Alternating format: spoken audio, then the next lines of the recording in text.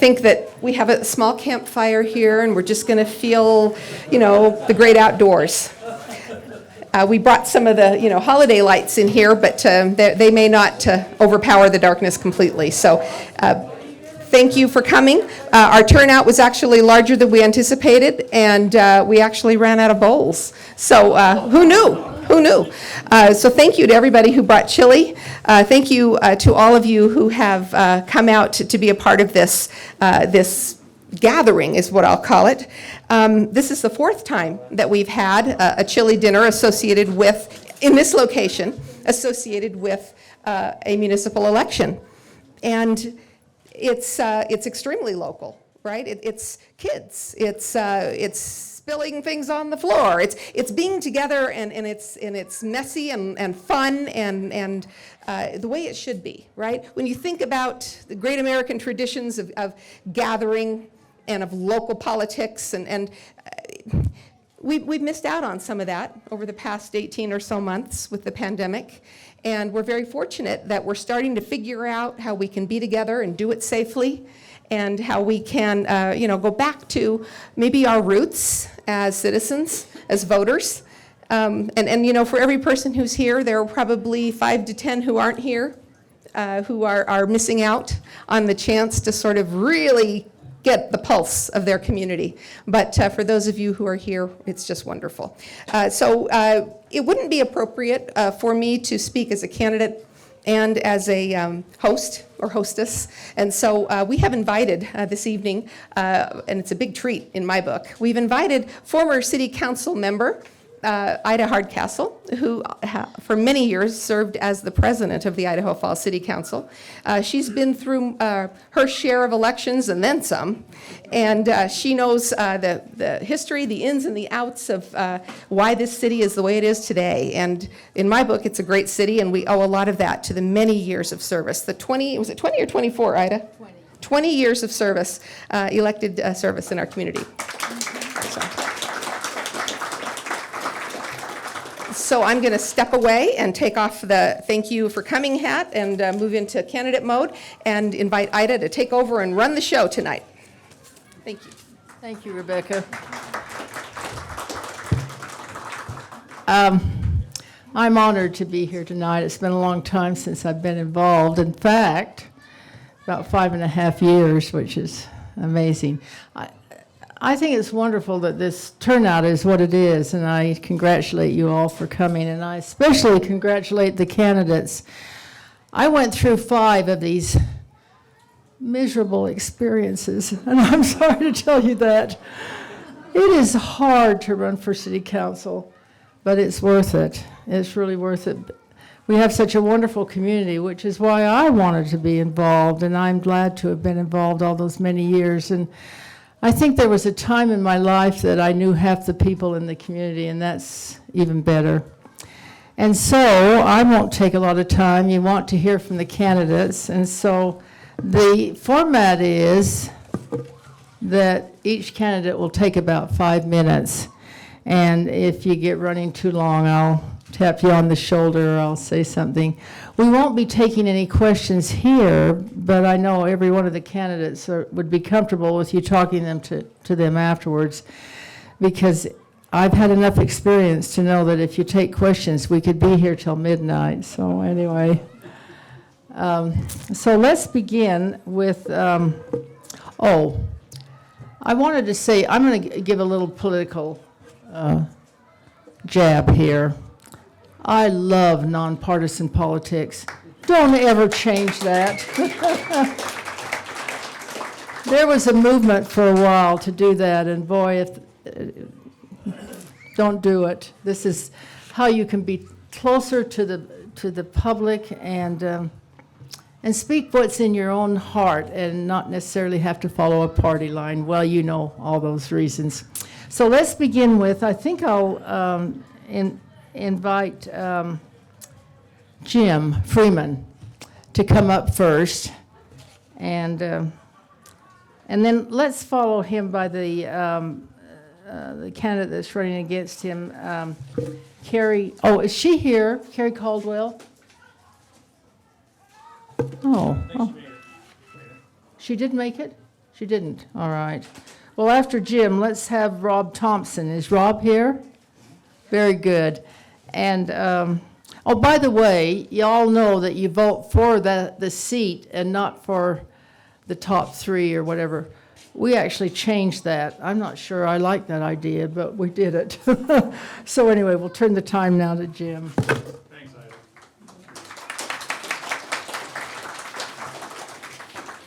I'd like to thank the mayor, first of all, for putting this on tonight, and for the community for showing up. It's a good opportunity for us to have a platform, which we don't usually have. You know, it's been a difficult year and a half on the city offices, and if I would be remiss if I didn't mention that one of the things that's kept our city whole are the city employees in Idaho Falls that have made us, you know, the lights have stayed on, the water's running, you know, everything's worked. We've basically kept Idaho Falls running without a hitch. The city's been open for business, and I'm very proud of that. I'd like to talk to you about, first of all, about some of the accomplishments we've had in the 4 years since I've been on council. Just to remind you of the things, because honestly, I was going through this list, and it's not all inclusive, but it just kept getting longer and longer and longer, the things that have happened in the last 4 years. We've started a fiber project that has blossomed into one of the most impressive fiber projects in the country, and we're about halfway done with the build out on that. I'm very proud of that. We secured property for our police headquarters and funding for it, which was very difficult to do, and we found a unique way to find the funding for the police headquarters. And you're going to see the ground getting broken on that very soon at the livestock auction property. Personally, I was responsible for putting in place a cell phone ban. I introduced the legislation in the city of Idaho Falls to ban cell phones while you're driving a car, handheld devices. And it was picked up by Pocatello, it was picked up by Roberts, it was picked up by Blackfoot, picked up by Meridian. When it finally reached the Treasure Valley, the legislature, after a year and a half or 2 years, decided to do something about it themselves. And they superseded our ordinance and passed one statewide, and I'm very proud of that. I'm very proud of the fact that we've made it safer on our roads. Thank you. I've also been real involved with a zoo expansion and the new offices we have for our zoo at the zoo, that we were able to find funding in a creative way and buy the property, the old fairgrounds property, when the Bonneville County moved out to Sandy Downs, and we were able to buy that property for future zoo expansion and for offices for our zoo personnel who had been living in or working out of a 2-bedroom log hut on the property at Toffus Park for years with, there were 6 or 8 people sharing office space in 2 rooms. So we were able to buy that extension office down there from the county, and I think that's something that's been a real plus for us, is that our working relationship with the county has improved in my time in Idaho Falls on the council, I think. John Walker, since he's been elected at the commissioner level, and I were hired the same day at the fire department when I was a young firefighter. John and I hired the same day, and we are still friends, and we are working together much better, I think, than has been evident in the past with as far as county and city relationships. So I'm proud of that too. One of the things that I'm very involved with, those who know me know that I play a lot of golf, and I'm passionate about it. And we've been working on. I've been on the Golf Advisory Board and on the Board of Directors for the Men's Golf Association over the years, and Pinecrest sprinkler system has been in disrepair for 10 years at least, and it was failing to the point where one of our best resources in the city was in danger of becoming unusable. And we found this year, we started an irrigation project at Pinecrest Golf Course this year, $3 million project, And these things are hard to pay for. And the way we did it, I'm 5 minutes are up already, is we put the pressure back onto the golfers to pay their own way, so that we're not subsidizing the golf course. It's basically running its, at a even pace. And there are some expenses that we have from the general fund, but all in all, golf has turned itself around and is paying its own way. And we've got the new sprinkler system going in at Pinecrest this year. And in years in the future, we're going to have to work on Sand Creek, and it's going to kind of be a non-ending thing. But anyway, if there's golfers in the crowd, I know that everybody is excited about getting a new sprinkler system at Pinecrest. One of the pluses of the new sprinkler systems, we're also moving to surface water. We have water lights in the canal. My time's up? Yes. Oh. Okay, well, let me wrap this up, okay? So, I was almost through my list. I just had the splash pad and the Heritage Park and the airport expansion and, among others. So what's left? Well, we're working on police staffing. We've got a plan in place where we're going to try to hire more police officers every year and try to get our level of our officers up to where we think they ought to be. City's growing, and the police department needs to grow with it. Public safety is one of the hardest things we have to pay for. Excuse me, because it's out of the general fund, and they have no basic income that comes in. With the sewer department or the water department or the airport, you can raise fees in order to pay for improvements, but you can't do that with these other departments. So public safety is really under the pinch. And the legislature, this last year, passed legislation that put a bigger pinch on cities as far as the revenues we can take from new construction and so forth. So I think it's important that the experience that I've gained in the last 4 years that I can go forward with. I can go forward, and I think I have a good understanding of the issues that the city faces, and I look forward to 4 more years. Thank you.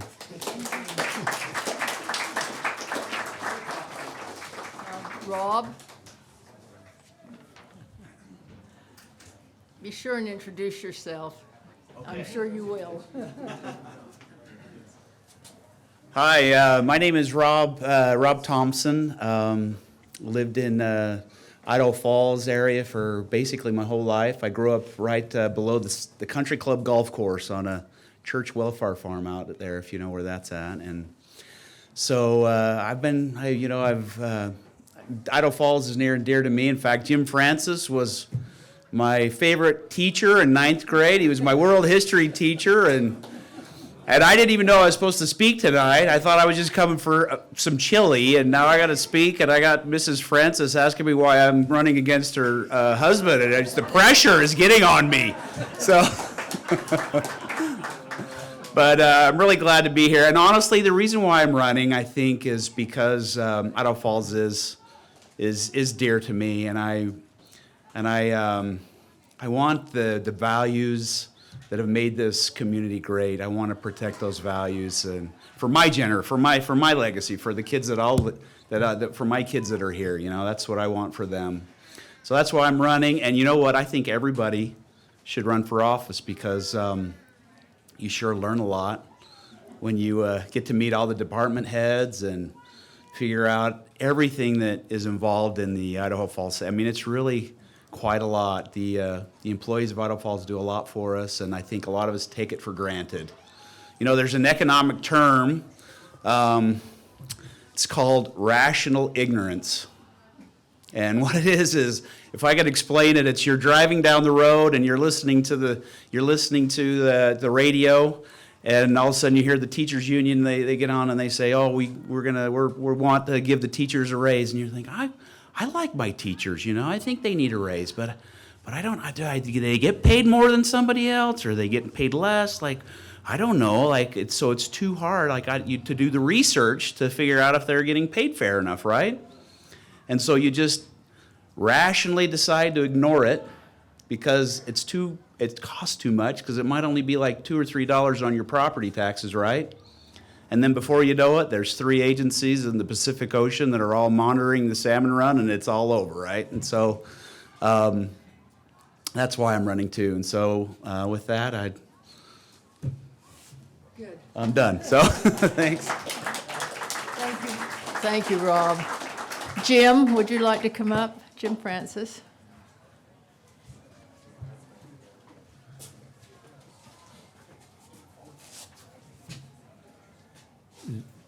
Is this on? Okay. All right. So, Mayor, thank you. All the people that made chili, thank you. All the people that served me chili, thank you too. It's really good to be here and be able to talk to people. And I was thinking 4 years ago, there was a pretty small crowd here because I think it was 10 degrees, at least that's my memory. And we all wanted to stand right there by the fireplace and then give our speeches. And we made, what's that? Can you say who you are? Oh, I'm sorry. I'm Jim Francis, and I am running for re-election to City Council. I'm currently at seat 4, but we're all for the whole city, as you may know. I come at this from the perspective or the career as a high school teacher and a junior high teacher in Idaho Falls for many, many, many years, as in 43. And what I've discovered since I ran for election 4 years ago is there is a tremendous interrelationship between teaching the theory of government, particularly a democratic republic, and the practice of it as the governing body in Idaho Falls, the City Council. It's the same process of identify problems, make sure you know what problem you're addressing and you've looked at the complexity of it. It's the same process in asking people to analyze what's in front of them and to think it through and then come to a decision. And the thing about City Council that's different in teaching is, in teaching, I could say maybe to the students, maybe that'll work, let's try it out. In council, it comes to the vote, yes, no, and that's, it's in a sense a requirement that you're going to make a commitment even though you're not perfectly sure that all the complexity is addressed, but you still have to make that commitment. And when you think about what this city has brought to all of us, particularly the generations that came before us, they've left us a treasure. Think about it. Idaho Falls Power, owned by the people of Idaho Falls, lowest rates, some of the very lowest rates in the country. An airport owned by the city that most of us can get to in 10 or 15 minutes. Try to go to O'Hare in Chicago. Atoffice Park, look at where we are. I think this is unique in the state, and I'll bet it's unique for most of the country, because this is not just a park for sports facilities, which it's wonderful that it is, and shelters for gatherings. It's a park with a zoo connected to the entire world that does animal conservation, environmental conservation all over the world, as well as education programs here in the city.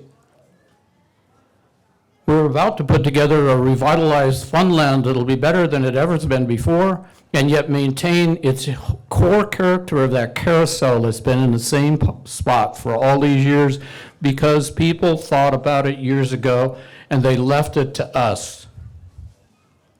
And that means they left us a treasure. A series of treasures. And we have the stewardship responsibility to keep that going, and I'm committed to that. And I say too that Mrs. Hardcastle mentioned the idea of nonpartisanship. Once you get involved with politics with nonpartisanship, you will never want to have anything else. We don't make deals with each other. We don't take agendas from anybody. We don't label ourselves, and we don't label the people that come before us. That's how you can build a community out of diversity. Of course we're going to have diversity, and we don't want everybody to agree on everything. That is not the idea of unity. The idea of unity is the leaders do not purposely divide us against each other by labels. We have managed to avoid that as a city. It's one of our treasures. Lastly, I say that Jim Freeman mentioned most of the things about accomplishments, so I don't need to go back to those, but I will say one of the things I worked on very particularly is when I took office, we were facing, call it a lack of good communication between the Idaho Falls police officers and the city government itself. I knew right away, I remember after one of the meetings before I was even sworn in, I went to the mayor, we've got to do something about this. And I came up with the idea of why don't we work it out collaboratively in a separate manual for them to outline some of their rights and responsibilities. And that so far has worked, but like everything we do in government, you have to make written words into living actions. And so we're still working on making that happen, but I think we've come a long way towards healing the wounds that were there at the beginning. So thank you all very much. Thank you, Jim. Now for seat 2, Sandra Hawkinson, is she here? Oh, wonderful. And then Lisa Burtonshaw, will you follow her? Oh man, it is dark in here. Okay. Well, thank you for the invitation and for having me here tonight. Sorry I missed dinner. It smells wonderful. I'm sure it was amazing. Okay, so I have to let you guys know who I am. So a little bit about me. My name is Sandra. I am a wife. I am a mom. I am a community member. I'm a volunteer, and I am a small business owner. In my free time, I guess you can call it a free time, or extra time that I have, I substitute at my daughter's elementary school. I'm happily married. My husband is in the back. And together we have 3 children, ages 15, 12, and 8. We're a hardworking family. We try and just provide the best life for our children that we can. I was born and originally from a communist country of Russia. When I was growing up, I experienced a lot of abuse, not just from my family members, but also from the government of Russia. I know firsthand how it feels when your voice and your choices are taken away and it doesn't matter. For example, in my little town that I grew up, we all had to share a heating system. Every single house shared just one heating system in all the houses. That's what we used to heat up our houses. Something that's not okay to do and something that's not okay for the government to control. When I was 16, I had a choice to either be adopted to this amazing country or to stay in Russia and live the life and being controlled by my government. I decided that I wanted a better life for me. I knew that if I would come to this country, I would have the opportunities that I would not have in Russia. I knew that I would be able to create a life for me here and do the things that I know I could do. So I decided that I was going to be adopted. I got adopted by a family in Missouri. When I was 19, I moved to Idaho, and I attended Brigham Young University. I fell in love with Idaho right away. It kind of reminded me a little bit of Russia, the countryside of it, beautiful, amazing. And I fell in love with Idaho Falls. I fell in love with what it is, how beautiful it was, the beliefs, the values that it had. And I knew that this is where I wanted to be. This is where I wanted to raise my family. So I lived here for the last 17 years. My husband is originally from Wyoming, but he's been here for a long time as well. And we just love it here. So even though I am not an Idahoan by birth, but I consider myself an Idahoan by choice. I choose to be here. I love this place, and I want to make this place better. You're probably wondering why I'm telling you all of this. I'm telling you all of this because I feel that in the last little bit, our city been degrading little by little. The town that I fell in love with, the values and the beliefs that we have here, are slowly been going away. I feel like the people's voices stop matter, the residents start being ignored, and the choices in some of the situations being made for all of us. I don't see the city being Russia, and I don't want this city to turn into Russia. So that's why I am running for city council. I want to restore the voice of the people. I want all residents to be able to have a say, to be able to have a choice in the community, because after all, we are a community. We all in this together. People deserve to be heard. People deserve a government that listens to them. And people deserve to have a choice, to make choices together. Together, we will have transparency. Together, we will have integrity and accountability. I believe that together, we'll be able to speak and advocate for policies that are not in our community and for the best of our community. So, thank you.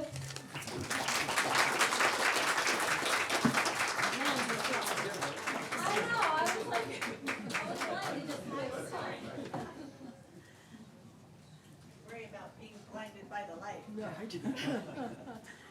Okay. Yeah, that would be helpful, actually. I'm gonna grab a little light. It's a little bright this direction and not light enough here for a few of my notes that I brought. Let me quickly introduce myself. My name is Lisa Burtonshaw. I grew up here in Idaho Falls.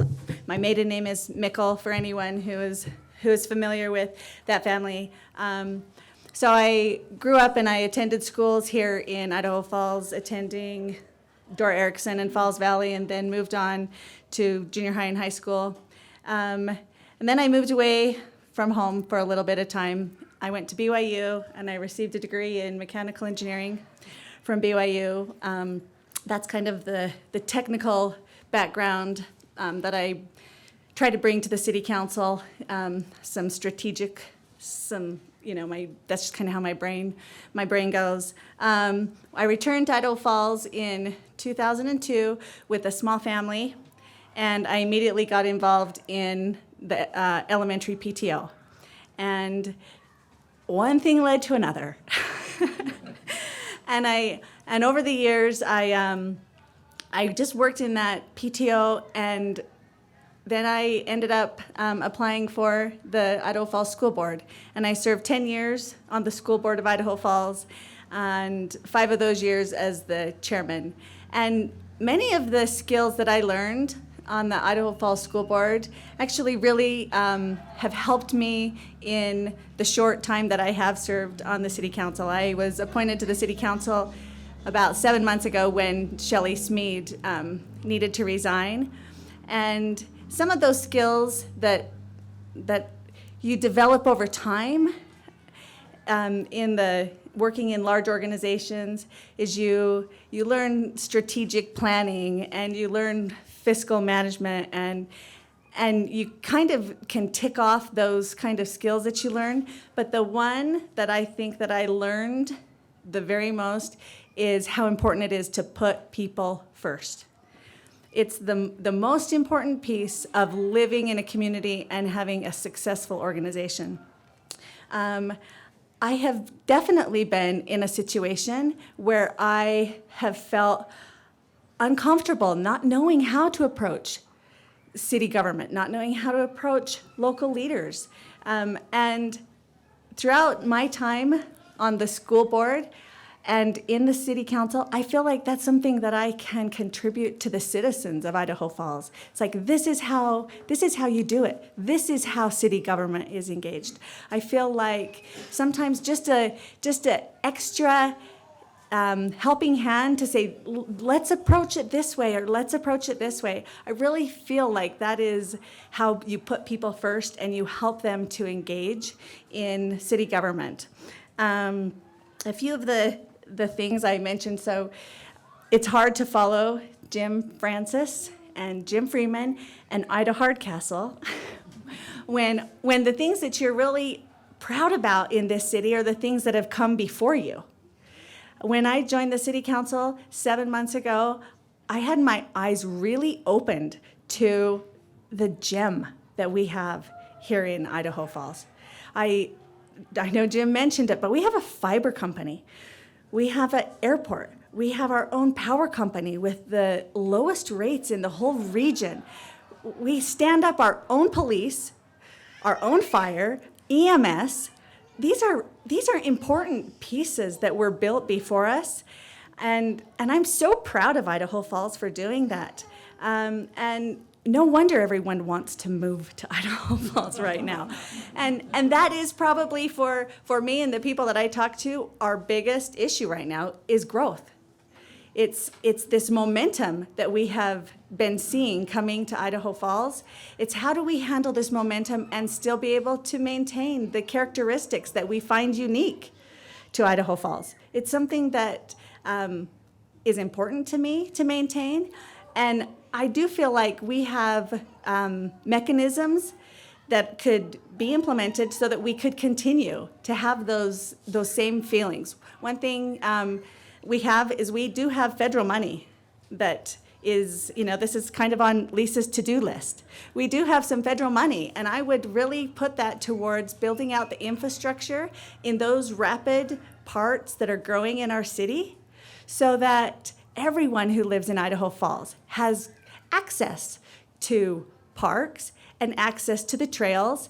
I know that that's something that's unique to the city of Idaho Falls. Many of us in our neighborhoods, we can get on a bike, we can get on a trail, and we can get to the park. We can get to a convenience store, and we can get to our lives, and we have connectivity in our community. And I really, really want to make sure that that connectivity applies to everyone in Idaho Falls. And another piece that is really top of my agenda, and I know I've only been on the council for 7 months, so this is coming from a really green perspective. But the other one that is really high on my agenda is to be able to become compliant with the Land and Water Conservation Fund. I want that compliance so that we can begin again to build these jewels that are in our city. During the 70s, 5 minutes already By so up. fast. Okay, I'm going to have to say this about the LWCF really quickly, though. It built That's fine. the golf course. It improved Toffus Park, Rolandette Park. So many of our Freeman Parks, so many jewels came about in the 70s because of this LWCF, and it is of highest priority to me to get that back into compliance so that the next generation can look back and say, oh yeah, they have a fiber company, and oh, they have an airport, and look what we have south of town, and look what we have north of town, and they won't feel like they're not part of town because they're not in the core. That we're all connected. We're connected by our shared traditions, and we're connected both physically and emotionally as a community. So thank you very much.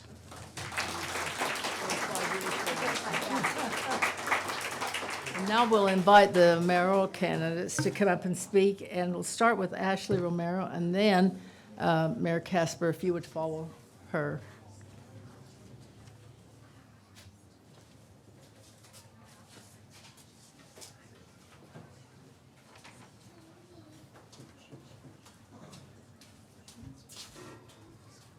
That's really bright. Can't even see anybody. Anyway. Potentially. My name is Ashley Romero, and I've lived in this city for most of my life. And there's so much I love about it. But what I love most is the wonderful ideas that everybody brings to the table. The reason why I'm running is because my mom taught me to be the change you wish to see. And I feel the need to be a voice for those that may not feel they have a voice. I want to be able to say, this person wants to see this happen. This person wants to see this happen. Okay, what does the budget allow? How can we make this happen? What can we work on as a community? Because even though I'm running for mayor, I'm just a normal person. I want to be able to serve those in this community, because I know in order to serve someone, you need to be able to listen to them. I want to be someone that people can turn to when they see a problem. I want people to know that they can turn to me. I may be very young running for this position. I'm only 34. But I graduated from Skyline High School. And I love being here. I love being in Idaho Falls. This is home. And I just want to see it stay the place that I love. I want to be able to encourage the youth to participate in the community. My 8-year-old has a fabulous idea. She wants to get the kids involved in service projects across the community. She wants kids to be able to say, hey, I noticed this isn't working. This isn't right. This isn't safe. I want them to be able to be heard too. Everyone needs an opportunity to be heard in this city. And I hope that people, when they talk to me, know that I'm listening and that I'm willing to go the extra mile for projects that really need to be done. And I know that there's a lot to learn. This is a big step for me. And I know I may not have the experience, but by golly, I have the determination to learn what I need to learn and to do what it takes to make sure this city has a voice.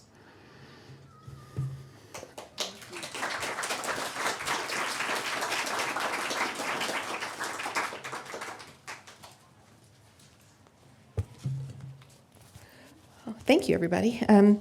So I have mentioned this before, but one of sorry, I got my thing caught on the wrong.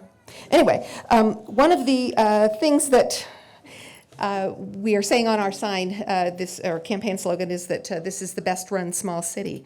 And there's a little backstory there, and that is that earlier this year in January, the Milken Institute, which is a sort of a think tank kind of an organization, they produced a study that did, in fact, identify that Idaho Falls was, and they gave us the title, Best Performing Small City. They have a large city category and they have a small city category. And that was something that basically I hadn't been really paying much attention to the Milken Institute. We get lots of rankings, that come through, top 10 best restaurants in the state of Idaho, or best vacation destination, or, and some magazine will rate you. But last year I started to become aware of the Milken Institute, and we were about 7th on their list. And then this year, boom, we shot all the way to number 1. They make their ratings based on a variety of economic, indicators, and so it's basically confirmation that we're doing well in terms of economic development. But there are other reasons besides just what Milken says that contribute to this area having such good, strong economic performance. One is that we have a very diverse economy. We have agriculture in the mix. We've got federal programs and federal facilities in our midst.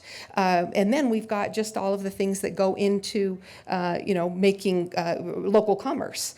We've paid a lot of attention in the last 8 years to recruiting businesses to come in to help give us a very well-balanced economy. It wasn't that many years ago that I bet many of you, if I were to ask, would raise your hand when say 10 years ago, we'd say, you're going to have major surgery. Where are you going to have it? And of course, you were going to have it in Utah because everybody left. We call that leakage, which is a weird term for economists to use, but we have worked hard to make sure that people don't have to leave this area to get to have their needs met, whether those are medical or retail, right? We have Costco, Cabela's is here. We've got lots of things. Now, Cabela's is in Ammon. I'm highly aware of that. But the point is that we've created the symbiotic relationship that we have with Ammon. We've created a region that is desirable and attractive. And we're not in competition with Ammon. We are two different kinds of communities with something to bring to the mix that makes this region very attractive. I also will just throw out that we have tourism, which seems to be wonderful for us because it counterbalances when times are bad. People drive to Yellowstone right through Idaho Falls. When times are good, people fly and get to Yellowstone and they, come to Idaho Falls. So either way, we benefit from tourism year-round, or regardless of what's happening. So we have this, so I'll say it this way, we have got a very attractive economy, but being this attractive takes a little work. And that's where a mayor comes in. A mayor has to keep their eye to the horizon and pay attention to what's the trend, what's the consequence of this development, and what does it bring, down the line. We have to sort of, scan and see what's out there. You have to pay attention to right now, in particular, and this will resonate with many of you who are maybe in business, but you have to pay attention to the city staff. You have to pay attention to attracting the best staff. You have to retain them. You can't pay them so poorly that they don't want to stay. It's more expensive to rehire and rehire over and over again than it is to pay somebody well and train them, and they want to stay when they're treated well. So that's a very important element of managing the city and making ourselves attractive. Another piece is simply to listen to staff expertise. We hire the best directors we can possibly find, and then we listen to them because they're the professionals who know how to be excellent firefighters, excellent airport administrators, excellent power managers, excellent planners, and so on. Something else that goes into managing is just coordinating with lots of other players outside the city. We're talking Congress, the Department of Energy, the Department of Defense, regional, other states and other communities in other states, the governor's office, our state legislature, paying attention to regional mayors, paying attention to the statewide cities organization, paying attention to all of those other entities, because inevitably something is happening. My mouth is getting dry. Something is happening in those places that really matters here. I need to probably wrap up, but I'll tell you that having a strong economy brings its own challenges. And I'm fully aware that strong economies have traffic challenges, housing challenges, demands for services. Fire needs to be serviced, police, EMS. We have talent and workforce concerns. Yet I want everybody to know we're not unaware of these. We've got really good people working on most of these. There are solutions, some easy, some not. But I will tell you that our challenges don't need to define us. And you've already been well taught tonight. This city is a great place. And that's what we want to do. We want to maximize how great we are. And of course, take care of the things that need to be taken care of. And we do that, together. And so again, thank you for being here. Thank you to the volunteers who made this great tonight. But thank you for all that you contribute with your citizenship, because that keeps elected officials most accountable. So thank you.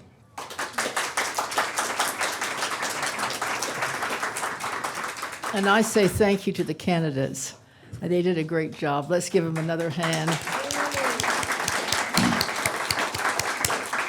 Now, I just want to remind you of just a few things. First of all, it takes money to run a campaign, so if you're so inclined, you might donate to your favorite candidate at your choice, obviously. I want to remind you to vote, and I've been supplied with a schedule here. October 8th is the last day for early voter registration. October 18th, early voting begins.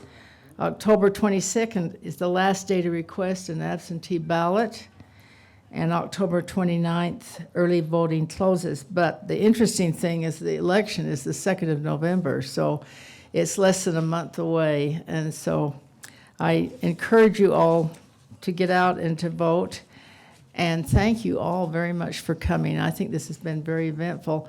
And I'm sure every one of the candidates would be more than willing for you to visit with them for a few minutes. It's lighter out there, so. Again, thank you all for coming.